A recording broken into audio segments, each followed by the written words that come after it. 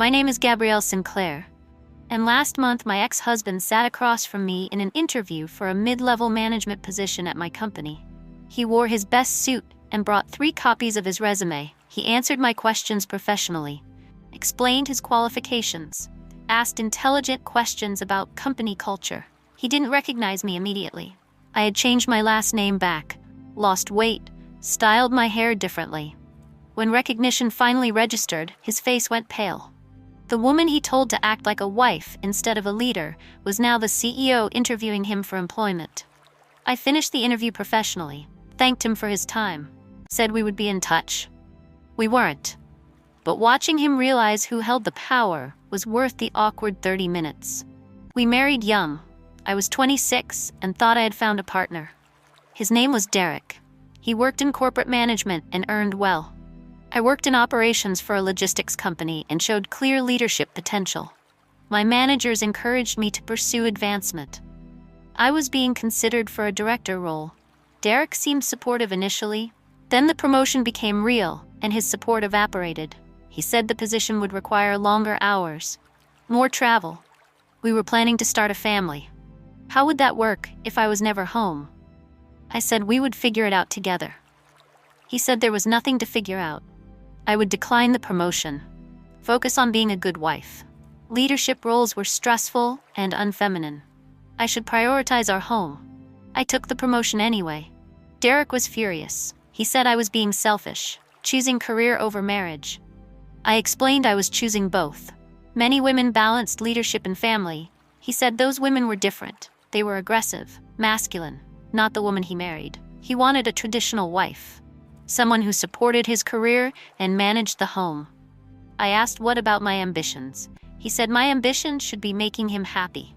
That sentence crystallized everything. He didn't want a partner. He wanted an accessory, someone who enhanced his life without having needs of their own. The marriage limped along for another year. I excelled in my director role, led a team of 40, improved operations efficiency by 23%, got recognition from company leadership. Derek barely acknowledged my accomplishments.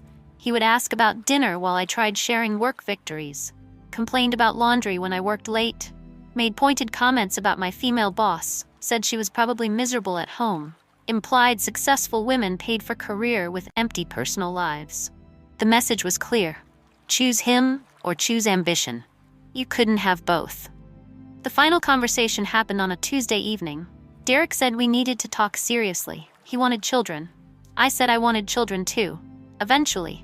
After I established myself further. Maybe 2 more years. He said 2 years was unacceptable. We were getting older. I needed to step back from work now, return to a normal schedule, quit the director position if necessary, focus on being a wife, not a leader. Those exact words. Act like a wife, not a leader. As if the two were mutually exclusive. As if my capability somehow diminished my femininity. I looked at him and knew the marriage was over. I couldn't spend my life making myself smaller for a man who felt threatened by my success. I filed for divorce 2 weeks later. Derek was shocked. He thought I would compromise eventually. Choose him. I chose myself instead. The divorce was quick. No children, minimal shared assets. I walked away with my retirement account and my career. He kept the house and his confusion about where things went wrong. I moved into a small apartment and threw myself into work. If I was going to sacrifice my marriage for ambition, I would make that ambition count for something extraordinary. My company promoted me to vice president within a year. I oversaw operations across multiple regions, managed 120 people. Revenue in my division grew 40%. I was thriving professionally while healing personally. But I kept thinking about Derek's words. Act like a wife, not a leader. The underlying assumption that women couldn't be both, that leadership was somehow masculine, that successful women were aberrations. I started noticing how few women held senior positions in logistics, how male-dominated the industry was, how often capable women were passed over because they didn't fit traditional leadership images. An idea started forming.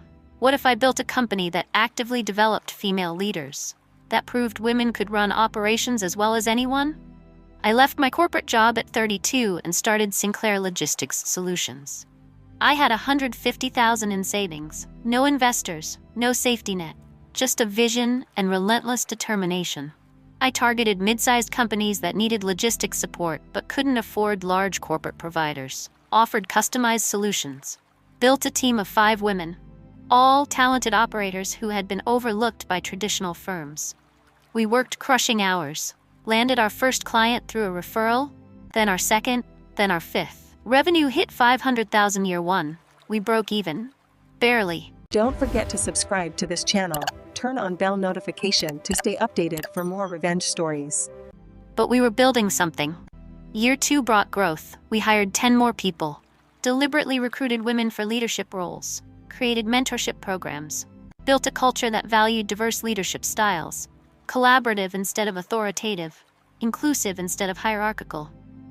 Our clients loved working with us. Retention was 95%, referrals poured in, revenue hit 3 million. We were profitable and scaling. I paid myself modestly and reinvested everything.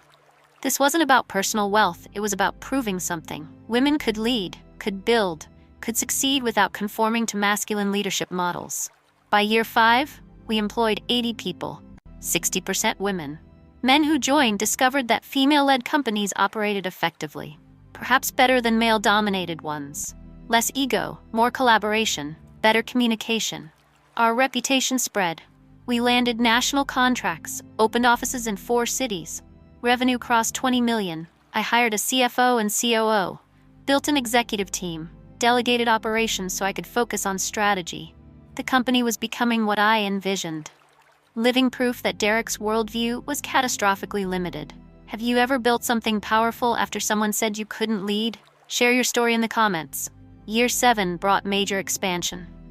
We acquired a smaller logistics firm, expanded into new markets, hired aggressively. Our employee count reached 200. Revenue hit 60 million. I was featured in business publications, asked to speak at industry conferences. My story resonated. Woman leaves corporate, starts logistics firm, builds it into regional powerhouse, creates opportunities for female leaders.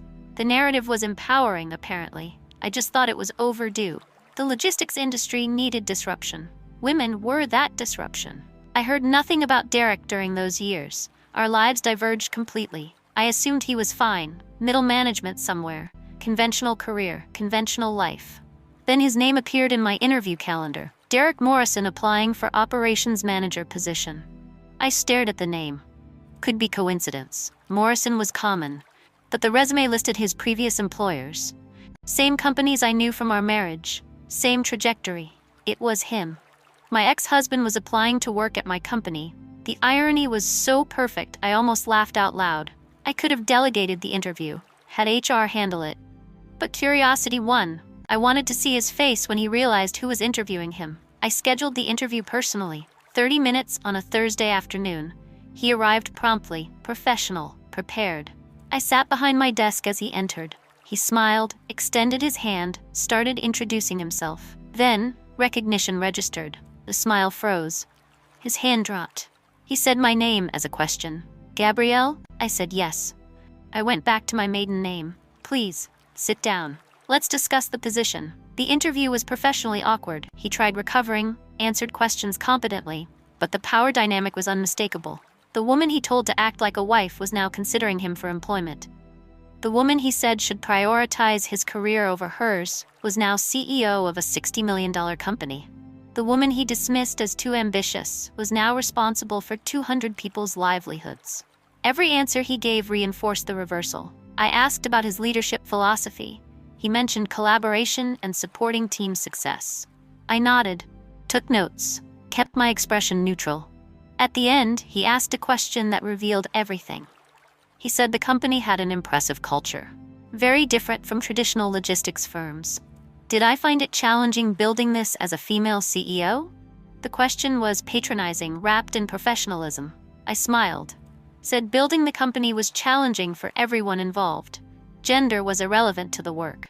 Good leadership was good leadership regardless of who provided it. He nodded, said of course, but he was processing something. The woman he thought needed his guidance had built something he couldn't imagine building.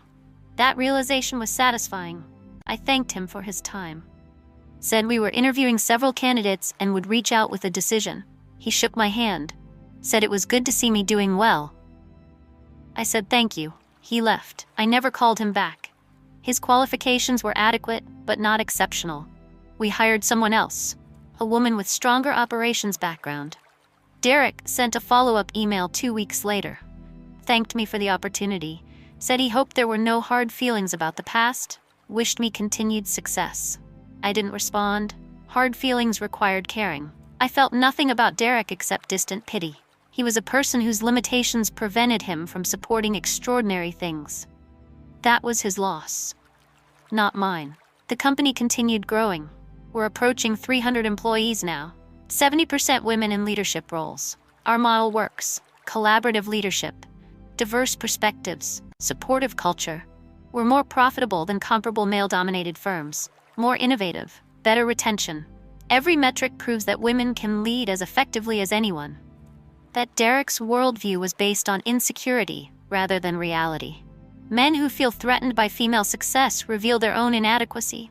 Strong men support capable partners. Derek wasn't strong, just scared. I think about his words occasionally. Act like a wife, not a leader. The assumption that those identities conflicted. I never remarried, too busy building something meaningful. But I've dated men who support ambition instead of feeling threatened by it. Men who find capable women attractive rather than intimidating. They exist. Derek just wasn't one of them. His loss gave me freedom to build something bigger than any marriage to a small-minded person could have allowed.